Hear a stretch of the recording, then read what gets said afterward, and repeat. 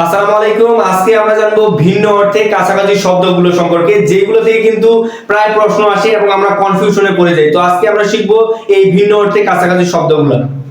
Micro হচ্ছে অতি ক্ষুদ্র, কিন্তু ম্যাক্রো যখন বলবে তখন সেটা হচ্ছে বৃহৎ বা সামগ্রিক। ফেয়ারফ্যাক্স হচ্ছে যুক্তরাষ্ট্রের বেসরকারি গোয়েন্দা সংস্থা, কিন্তু ইন্টারফ্যাক্স হচ্ছে রাশিয়ার বার্তা সংস্থা। এটা খুবই গুরুত্বপূর্ণ।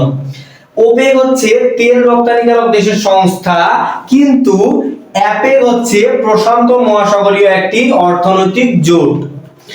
গ্রিনল্যান্ড হচ্ছে বিশ্বের বৃহত্তম দ্বীপ, যা ডেনমার্কের অধীন। এটি খুবই গুরুত্বপূর্ণ যে গ্রিনল্যান্ড কোন দেশের অধীন। গ্রিনল্যান্ড হচ্ছে ডেনমার্কের অধীন, কিন্তু ফিনল্যান্ড হচ্ছে ইউরোপ মহাদেশের একটি দেশ। রেড আর্মি হচ্ছে জাপানের গেরিলা সংগঠন, কিন্তু রেড গার্ড হচ্ছে রাশিয়ার কারখানার শ্রমিক সশস্ত্র সংগঠন।